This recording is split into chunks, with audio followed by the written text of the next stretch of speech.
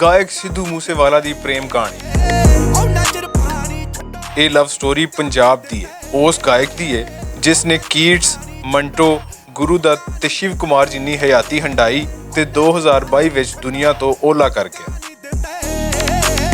ਉਹ ਕਤਲ ਹੋਇਆ।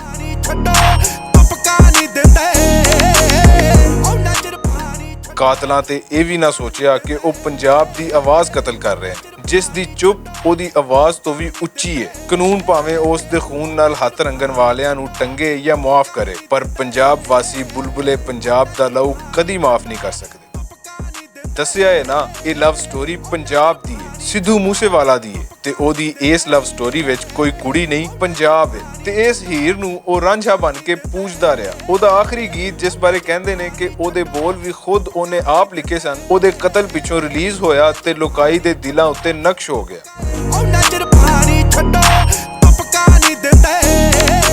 ਸਿੱਧੂ ਮੂਸੇਵਾਲਾ ਦੇ ਆਫੀਸ਼ੀਅਲ YouTube ਚੈਨਲ ਉੱਤੇ SYL ਦੇ ਨਾਂ ਤੋਂ ਉਹਦਾ ਇਹ ਆਖਰੀ ਗੀਤ ਰਿਲੀਜ਼ ਹੋਇਆ ਤੇ ਉਹ ਵੀ ਰੋਏ ਜੋ ਪੱਥਰ ਦਿਲ ਸਨ।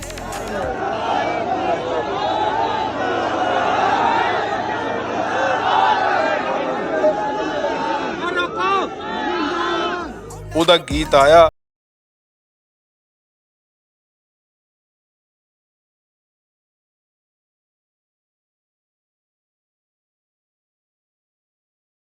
ਸਿੱਧੂ ਮੂਸੇਵਾਲਾ ਦੀ ਲਵ ਸਟੋਰੀ। SYL ਦਾ ਮਤਲਬ ਹੈ Satluj Jamuna link canal. 214 kilometre ਦਾ ਇਹ ਮਨਸੂਬਾ ਪੰਜਾਬ ਤੇ ਹਰਿਆਣੇ ਵਿੱਚ ਇਖਤਲਾਫ ਦੀ ਇੱਕ ਵੱਡੀ ਵਜ੍ਹਾ ਹੈ। ਪਾਣੀ ਦਾ ਇਹ ਸੰਗੀਨ ਮਸਲਾ ਵੱਧਦਾ ਹੀ ਜਾ ਰਿਹਾ ਹੈ। ਆਪਣੇ ਗੀਤ ਵਿੱਚ ਉਹਨੇ ਪੰਜਾਬ ਦੇ ਮਸਲਿਆਂ ਦੀ ਗੱਲ ਕੀਤੀ ਹੈ।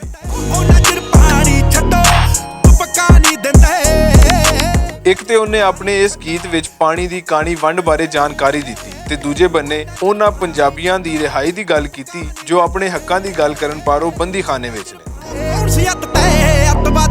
ਗਵਾਹੀ ਦੇ ਦਿਓ, ਹੁੱਟਾਬੰਦੀ ਸਿੰਘਾਂ ਨੂੰ ਰਿਹਾਈ ਦੇ ਦਿਓ। SYL ਰਿਲੀਜ਼ ਹੋਇਆ ਅਜੇ ਕੁਝ ਹੀ ਘੰਟੇ ਗੁਜ਼ਰੇ ਸਨ ਕਿ YouTube ਉੱਤੇ 1.5 ਕਰੋੜ ਤੋਂ ਵੱਧ ਪੰਜਾਬੀ ਪਿਆਰਿਆਂ ਨੇ ਧਰਤੀ ਦੇ ਪੁੱਤਰ ਨੂੰ ਖਰਾਜੇ ਤਹਿਸੀਨ ਪੇਸ਼ ਕੀਤਾ। ਚੇਤੇ ਰਵੇ ਕਿ ਸਰਕਾਰ ਵੱਲੋਂ ਸਿੱਧੂ ਮੂਸੇਵਾਲਾ ਦੀ ਸਿਕਿਉਰਿਟੀ ਹਟਾਏ ਜਾਣ ਤੋਂ ਅਗਲੇ ਦਿਨ ਹੀ ਉਹਦਾ ਕਤਲ ਹੋਇਆ। ਪੰਜਾਬ ਨਾਲ ਪਿਆਰ ਕਰਨ ਵਾਲਿਆਂ ਲਈ ਉਸ ਫਨਕਾਰ ਦਾ ਲਹੂ ਅਜੇ ਵੀ ਸਵਾਲੀਆ ਨਿਸ਼ਾਨ।